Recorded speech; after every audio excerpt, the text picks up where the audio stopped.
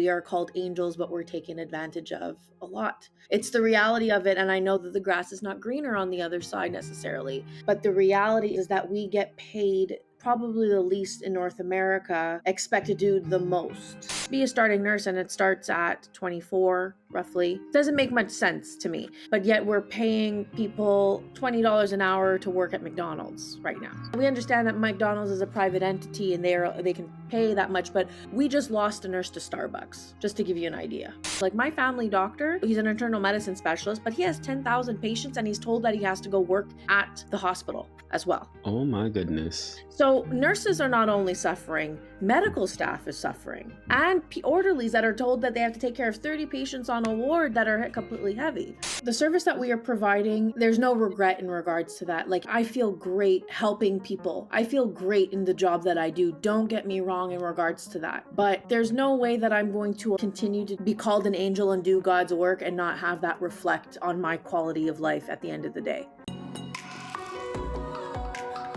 What is up, guys? Jason here. Welcome back to the channel in our series Nurses to Riches, The Road to Fire. If you work as a nurse in the United States, then you probably take for granted the fact that the median nurse salary here is $81,220 per year. And you don't realize that nurses in most other countries make half or less than half of what we make. In this episode, I'll be speaking with a nurse from Quebec, Canada, a place where the starting salary for nurses is 24 Canadian dollars per hour, or about 17 US dollars. We're going to find out from this nurse what it's like to work and live in this part of Canada and what other types of jobs she's taking on in order to make ends meet. So, Melanie, tell us a little bit about yourself and what it is that you're currently doing for a living. So, my name is Melanie Jade Bulleris. I'm a registered nurse clinician in Quebec, Canada, Montreal specifically. I am a nurse that is a hospital coordinator, so I'm in charge of one of the biggest hospitals, actually the biggest hospital in the province of Quebec. I'm currently in charge of the specialized centers, including their trauma center.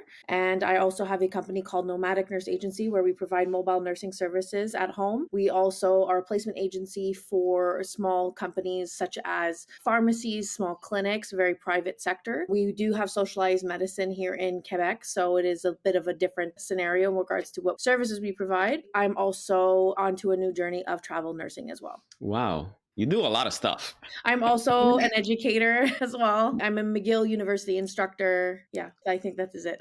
My gosh. Are you married? Do you have any children? I am not married. I don't have children. Okay. I was wondering how you even find the time to do all of that. Yeah. So let's walk back. Did you grow up in Quebec? I grew up in Quebec, correct. Oh, so it's pronounced Quebec, not Quebec. Both, no, Oh, okay. but it could go either way. That one, it's appropriate. Oh, okay. And do you have any siblings? I have one younger brother. I see. And why did you decide to get into nursing? I come from a Caribbean background, so nursing is something that we are pretty much born with, a lot of us. I have a cousin in Florida who is also a nurse, and that inspired me. I do have family members that are caregivers, and this is what inspired me to go onto the path of nursing. Where in the Caribbean is your family from? Trinidad. Trinidad. Wow, I would not have imagined that. My name is French because my father is French Canadian and my mother is born and raised in Trinidad. Wow. Okay, so have you ever lived outside of Quebec? No, I have not. I've been, but I have not lived. Yeah. Have you gone to Florida, visit your brother Yes, there? many times.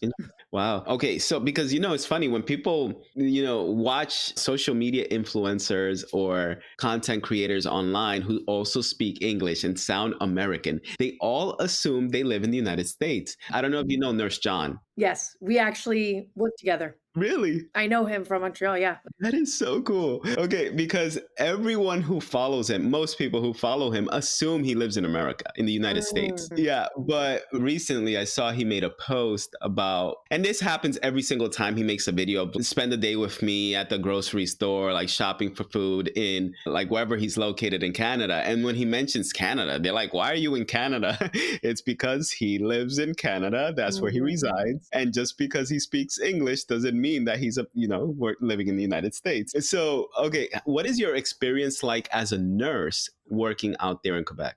The honest opinion is I come from emergency trauma background. So before I was a hospital manager, I worked in the emergency for 10 years. I worked in trauma. I also worked in psychiatry. And I saw the evolution of the healthcare system, especially since an emergency, you are kind of the face of the healthcare system in regards that you see people come in at their most vulnerable moment, then you deliver them to the unit and then it's taken care of from there. Working in Quebec, the evolution of it has been unfortunately not so great. The reality is that Quebec is no longer the place for nurses to prosper and grow. We are called angels, but we're taken advantage of a lot. It's the reality of it. And I know that the grass is not greener on the other side necessarily, but the reality is that we get paid probably the least in North America, expect to do the most. We're in a very challenging moment in our lifetime as nurses. This is a very challenging time where, the starting salary of a nurse is $24 an hour. Again, we're socialized medicine, which is not a problem. Having socialized medicine does come with its blessings. But when the government has control over things and when we're trying to negotiate a salary that we deserve, well, I'm sorry, but if we were to truly act our wage, a lot of people would not have the life. Our salaries are comparable to those who work in liquor dispensaries, which in Quebec, which is, as much as I have respect for those who cultivate my wine and sell me my wine, it doesn't match up. And we're noticing salary issues, working condition issues, and we pay a hefty amount of taxes in Quebec for us to not receive a proper healthcare service. And to be a nurse in Quebec is not something I would recommend. I'll be fairly honest with you. It's a great place to get educated. It's a great place to gain experience, but it is not a great place to flourish your career. That's the sad reality of it here. So, being that where I live in the United States and we have private healthcare system out here, when people mention socialized medicine in the United States, all hell breaks loose. There's people that want it and there's people that don't want. And the argument is that on the side of the people who want it, they want it because they don't want to have to worry about losing their healthcare when they lose their job. Because that's the reality for most people who have private health insurance, is that if they leave their job, they won't have health insurance. So if they need to see a doctor, that's coming out of pocket. The government's not going to help them with that. But then you have the other side that says that if we do have socialized medicine, you are going to be waiting months to be seen by a doctor, or they're going to deny a lot of the services that you're going to be requesting from your doctor. Or if you need to see a specialized doctor for whatever reason, you might not be able to see that specialized doctor for months. So is that really the case with the medical system out there? Unfortunately, it is. However, in Quebec, this is a Quebec problem. If you go to other provinces like Alberta or Saskatchewan, their issues are vastly different than ours and they pay less taxes. They do have inflation issues of other stuff that I can't speak on just because I don't entirely know it, but I do know that they obviously have their own issues in other things. But in healthcare, the resources are a lot different and a lot more vast. Whereas in Quebec, given the amount of taxes that we are paying here, our roads are not even properly done with that money. And think of Quebec as the lone soul of the country. Like the Quebec wants to do their own thing. We are the ones that push the French language the absolute most. Our premier, which is also known as your governor, their main agenda is to push the French language. Now, a new bill has just passed for them to centralize the healthcare entirely. So, which means that everything is entirely controlled by the government. It was controlled by the government, but now, if a nurse were to work at one institution, they are allowed to ask the nurse to go work maximum 70 kilometers from their location. Wow. The government are implementing the rules because of the mass decline of nursing staff or medical staff and healthcare staff. We do not have enough staff to take care of our Quebec citizens that are paying a lot in taxes, and we're adding an extra tax bracket to go with it. So we are paying for it in a very different way, and our finances and everything is very controlled. And because of that, because we have mismanagement of our healthcare system, it is where we have much failure. And that's not the doctors to blame for that. That is not the nurses. That's not orderlies. That is the people who are controlling the system without consulting those who are in it. It sounds like this is actually going to have a negative effect of what they expected to have, because if they're now going to be requiring nurses to travel, 70 kilometers away, then why would any nurse want to work in Quebec? Exactly. With the same salary, not having gas covered. If they do have gas covered, well, what's the bonus of me wanting to go elsewhere. And plus, our minimum wage here is around $15 to $17 an hour, if I'm not mistaken. And be a starting nurse, and it starts at 24 roughly. Doesn't make much sense to me. But yet we're paying people $20 an hour to work at McDonald's right now. It's not mathing. It's not adding up for us. And we understand that McDonald's is a private entity and they can pay that much, but we just lost a nurse to Starbucks, just to give you an idea. I don't understand. Do you guys have unions Yes, we out do. there? We do.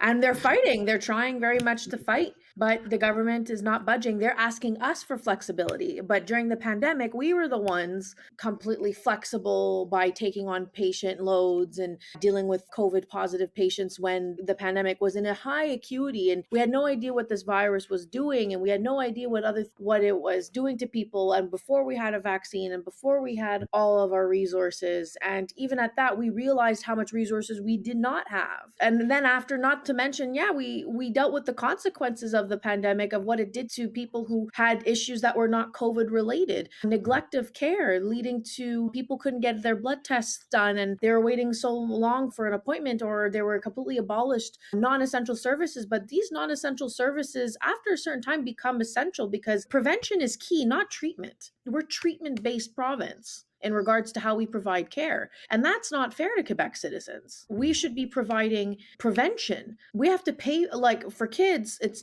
for children, they don't have to pay for their vaccines. That's a blessing. We ensure that we have a proper vaccine schedule and for children, and that they ensure that they get their vaccines, and there's resources for that. But those resources have declined, even though that they're still fairly present, they have declined. Now that we're in this space of, we are lacking not only those vaccine clinics for kids, we are also lacking the resources for those to see their family doctors. Like my family doctor, he's an internal medicine specialist, but he has 10,000 patients and he's told that he has to go work at the hospital as well. Oh my goodness. So nurses are not only suffering, medical staff is suffering, and orderlies that are told that they have to take care of 30 patients on a ward that are completely heavy. And what is an orderly for those of us that live in the United States and haven't heard that term? I believe that you guys consider a CNA, if I'm not, no, is that if I'm not mistaken? Basic, but So they don't do vital signs here. They make sure that they clean, wash patients, walk patients, help with ADLs, activities of daily living. yeah,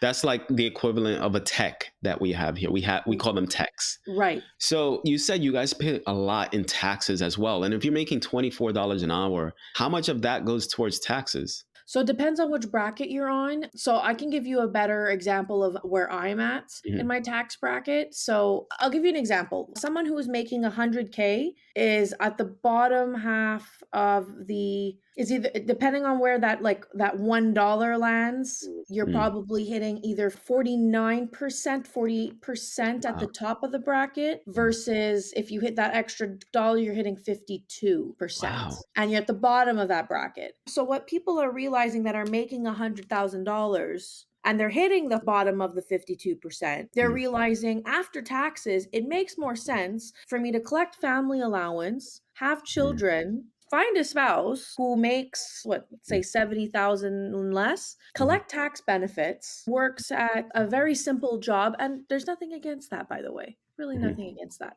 To then work not as hard for their money to live a quality of life. And that, whatever makes you happy at the end of the day, right? But what it makes us realize in Quebec is, does the dollar value match the work? Does the value match the product? And we're noticing that at a certain point, no, it does not. Yeah, that's much higher than I actually expected the taxes to be. But to speak to what you said about, someone having to pick a lower salary in order to have a higher quality of life. I had a conversation with a nurse previously where I was talking to a coworker of mine who told me he was doing his clinical rotations in Ohio. That's when he was going to nursing school. And he said that he was precepting with this nurse who had 17 years of experience, and she was making like $25 per hour. This is US dollars. And he said that in order to make ends meet, she had to foster children, because here in the United States, when you foster children, you get thousands of dollars per month per child. So she had to foster children. And I mean, it's something she wanted to do anyway. But the only way she could survive was continuing to foster children in order to make ends meet. And I feel like we give up so much of ourselves for our profession, and if society doesn't realize that we do have to give so much of ourselves. And then you have people like her and people like you guys where you may be struggling just to pay your bills because you're taking this pay cut or you're making very little money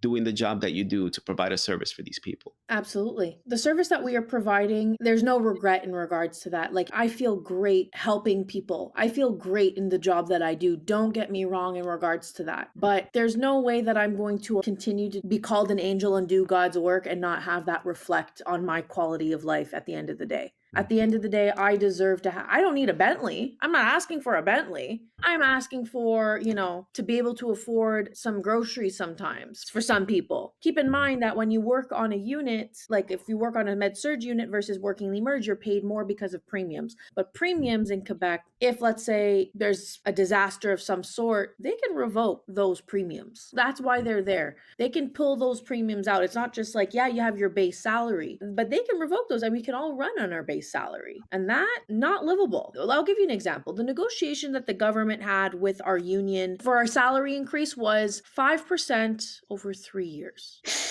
Inflation is 8% a year here. Logic. And the worst part is our premier has accounting experience. Our minister of health has accounting experience. That's their background. And you're telling me that you're going to fool me with that number? Not to mention, they said that they're going to give us bonuses during the pandemic. I love this topic. They give us bonuses during the pandemic. We're like, we're going to give you guys $15,000 extra bonus. Sounds fun on our salary, right? Here's the thing. It ups us on our tax bracket. We'll put it in our RSPs. All right. If you already bought your first home, that RSP is useless. And even if you pull out for retirement, you still have to put that money back into the account or else you get taxed on it there.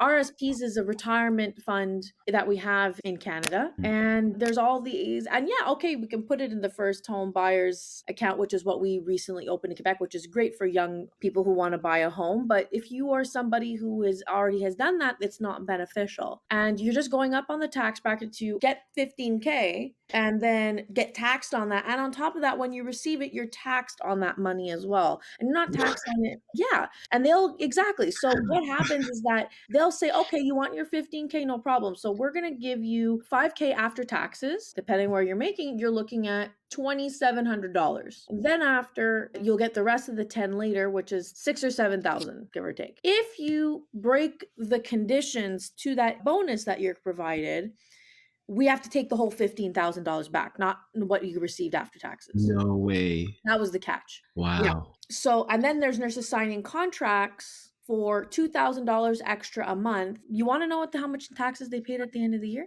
How much was it? I know some people who paid $50,000 in taxes. Oh my. Because they made so much money. If you didn't place your money in the right area, if you weren't financially savvy, which again, like I didn't go to financial school, like I rely on the professionals out there for that, for sure. But there's some people just don't get lucky. Like it's just they didn't know what to do, and I don't blame them. Yeah. Okay. So you know what? Let's take it back a little bit. You said you worked in emergency medicine. Was that your first job? Yes. Oh, okay. And how long ago was that? I started in 2013. Actually, I did psychiatry first for a couple of months. And then 3 months later, I did emergency medicine. So pretty much this was I went straight into the Shark Tank right after nursing school. And what is it like working in emergency medicine out there? Because I know here it's completely different. So what does your day-to-day routine look like when you go into the hospital to take care of your patients? Routine does not exist in emergency. It's like non-existent in our emergency, but I can tell you where it begins. When you walk in, you get your report from your nurses. That takes a couple of minutes. Like that's not supposed to take 30 minutes type of thing. That's going to take, unless it's super complicated situations, which is very rare. We walk in, we get a report, and then we go one by one to see our patients based on priority. And once that is done, we will follow up with the orders that we have. And it's a revolving door in the emergency room. It is, okay, get them going, move them up to the floors, get them to CT scan, do their blood tests. Oh, they need an ECG. Okay, they need an x-ray, and it's just a continuous revolving door of nonstop. So it's high acuity because they're coming in at their most vulnerable state. It's also high turnover. So your patient may go to the resuscitation room, may go to ICU, but they may also go to the floor, or they might stay with you until we have a bed for 5 days. How many? I've had patients stay in the emergency for 5 days before, maybe longer.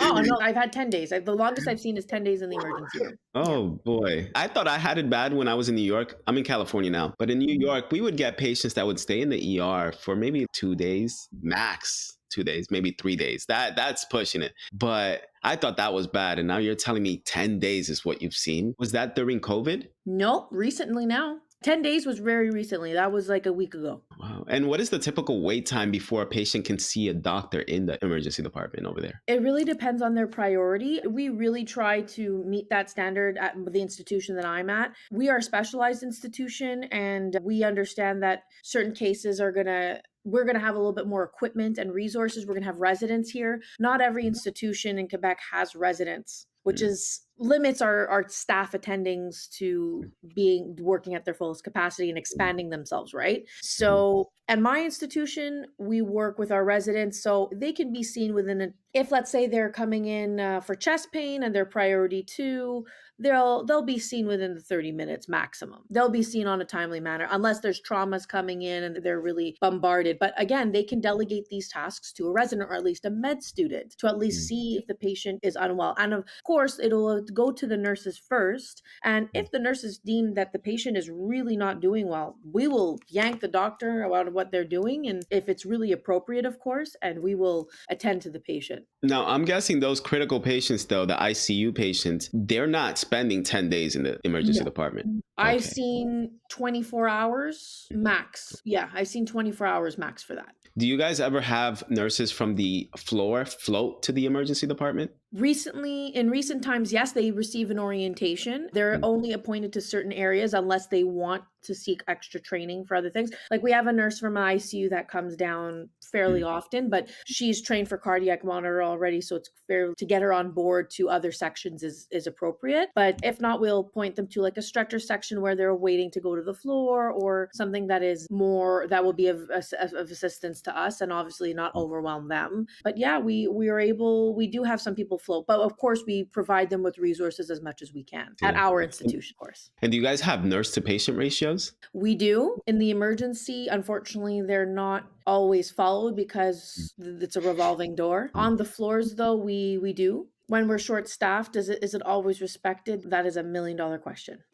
See. So I'm guessing there's no actual law around nurse to patient ratios there in Quebec. The union does enforce a ratio law, yes, but in the circumstances that we have no choice due to staffing, we can file a grievance and ask for them to evaluate the situation and, look into the management component of it. But if we're stuck in that moment. We can do a sit-in as much as we can. But with the sit-in, a sit-in is when the nurses will sit and they won't move, they won't work. They'll attend to crises, but they will not work. And that's when the manager has to come in or myself has to come in and provide support of some sort. Does that happen often? In other institutions, yes. I see.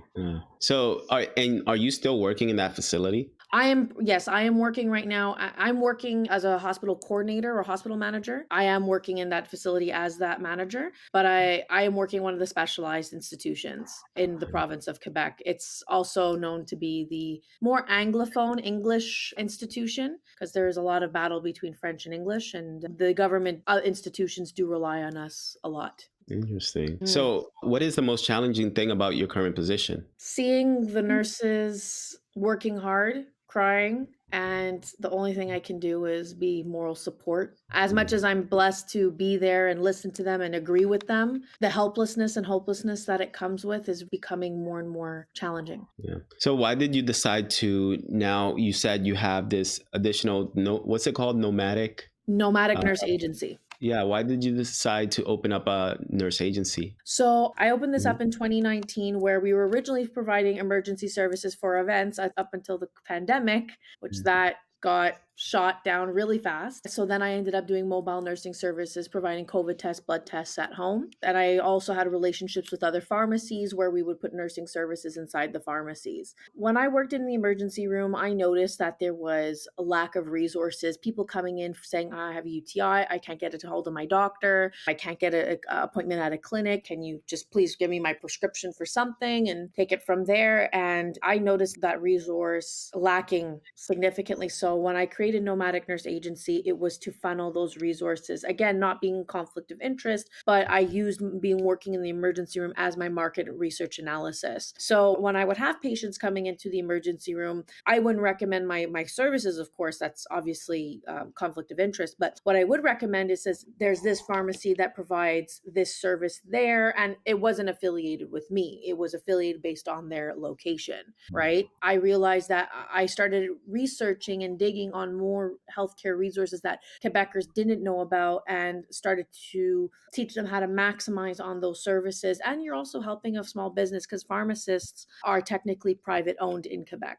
And what kind of services did you say you're providing in these pharmacies? So nursing service would be vaccines, injections. We would do some blood tests in there. If they came in with the signs of strep, they could do a strep test and we could provide antibiotics, UTI testing and such. And do you need to work or partner up with a physician to be able to prescribe these medicines? So the pharmacist in Quebec can prescribe this based on a collective agreement that they have with another doctor, or they also have this thing called Law 41 or Law 31, if I'm not mistaken, and they're based on a collective agreement that they have with the Collège de Médecins, which is the order of doctors. They can prescribe based on certain clinical criteria. That is pretty cool. And now for you as a nurse, then, do you need to be licensed specifically for providing these services in the pharmacy or outside of the hospital setting? Nope. No? As long as we carry a license in Quebec, that's appropriate. That is pretty cool. And are you doing all of this yourself or do you have employees that you work with?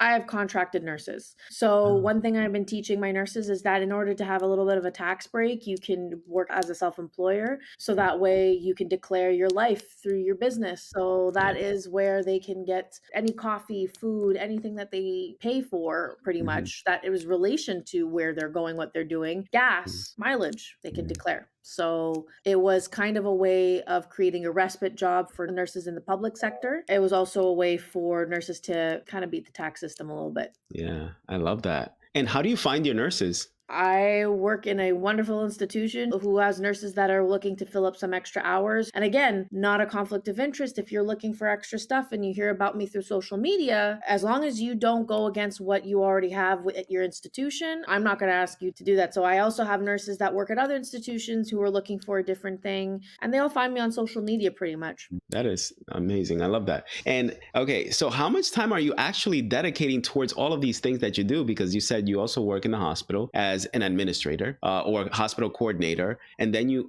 do this. Is this your main business outside of work? This is my main business outside of work, yes. So this is what I do outside of work. But right now I'm focusing on remodeling the company. Once my hours decrease as a hospital manager soon, I will be taking more time to reflect on where my company is going in 2024. And in what ways are you looking to remodel it? What is it that you want to change? I'm looking towards travel nursing component, being an incorporated nurse and keeping the placement agency going. So yeah, that's where I'm heading. And how does travel nursing work over there in Canada? Because here in the United States, we have travel nurse agencies. There's so many of them. And usually when you are a travel nurse, there's like laws around it. So you have to have what we call like a tax home. You have to duplicate your expenses. So like, let's say you live in one state, but you want to go do travel nursing in a different state within the United States. You need to be paying rent or have a mortgage outside of the location you're choosing to work in order to be able to accept tax-free money as a travel nurse, because travel nurses out here get a stipend for housing. So if, let's say, for example, you're making $100 per hour as a travel nurse over here. And in addition to that, I should say, you might get like an additional $1,500 or $2,000 for housing that's tax-free. that you can use towards housing. So how does it work over there? So that's the part that I have a meeting with the travel nurse agency that I'm signing up with actually next week. I have a meeting about that and how that's going to all work out. So it's very, very fresh. But in Quebec, we don't have travel nurses. We do have agencies, but the pay is not anywhere near what it should be. And keep in mind that if it's socialized medicine everywhere, so the government there, it's the travel nurse agencies that we have in Quebec are doing negotiations within the provincial governments, but we do get paid fairly well. Like Newfoundland is paying $100 an hour right now.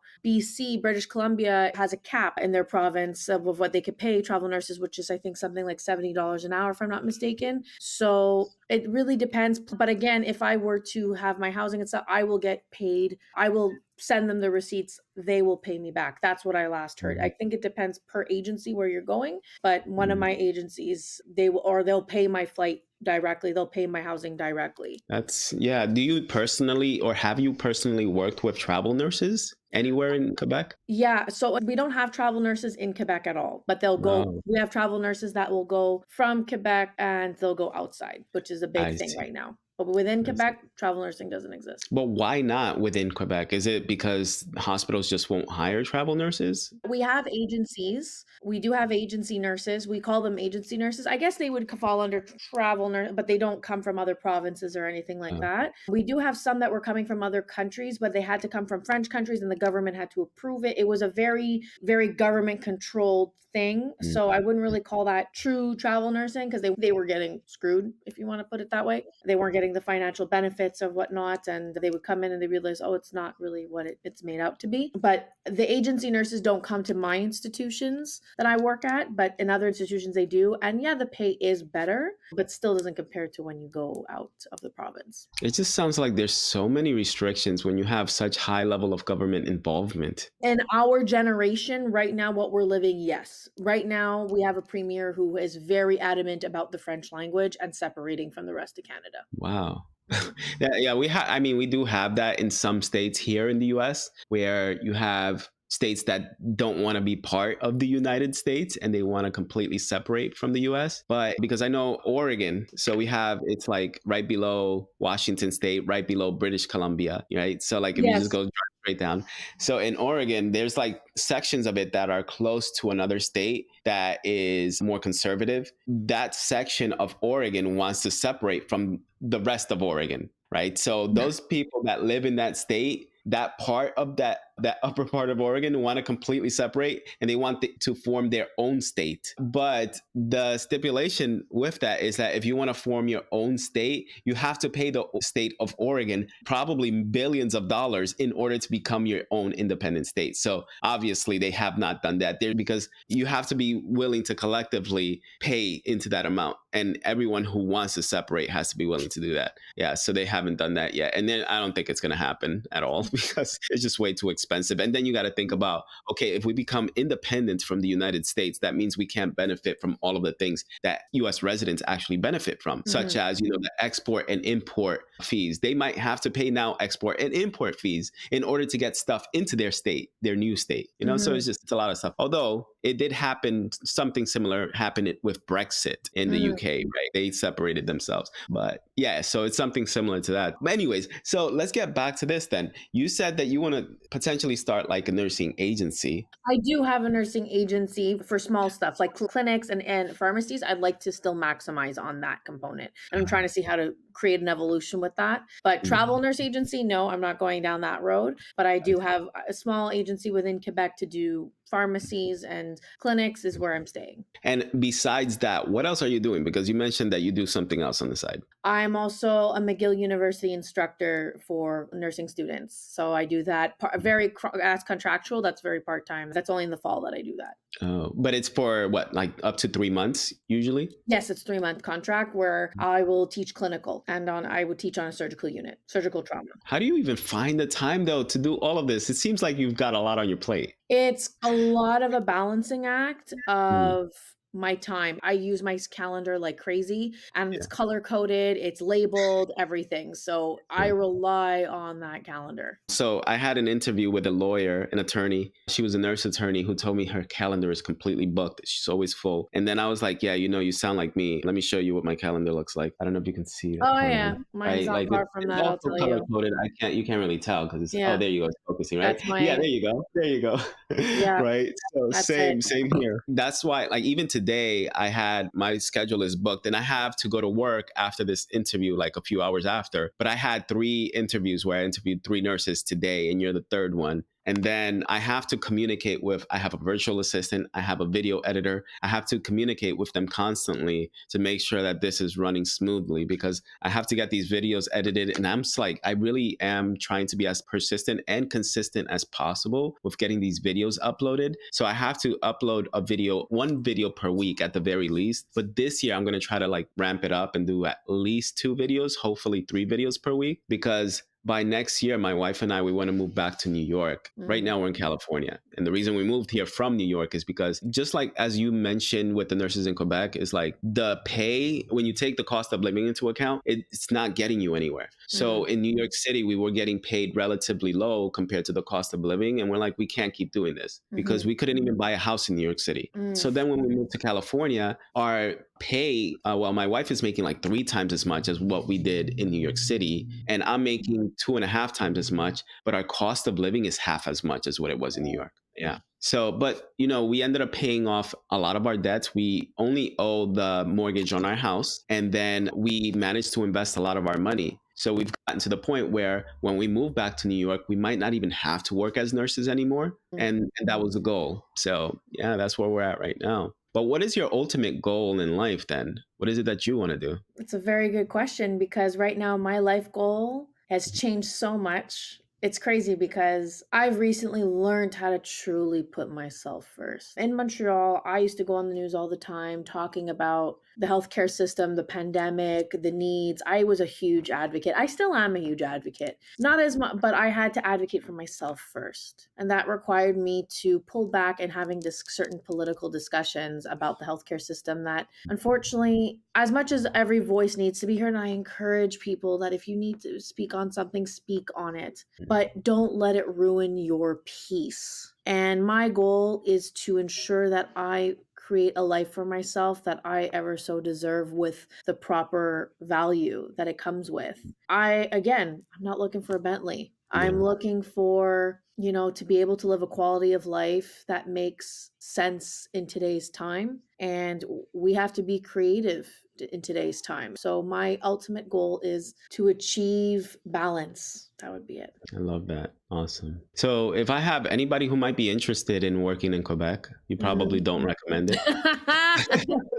But if anybody's interested in working out there and maybe, or is already living out there, because I have a lot of viewers that are from Canada that might want to do or work with you, how can they reach out to you? They can reach out to me on Instagram at Nurse Melanie Jade B. They can reach out to me on Instagram at Nomadic Nurse Agency. If you enjoyed this video, then subscribe to the channel and watch this video here where I speak with a psychiatric nurse practitioner who built a private practice from the ground up and now earns over $600,000 per year.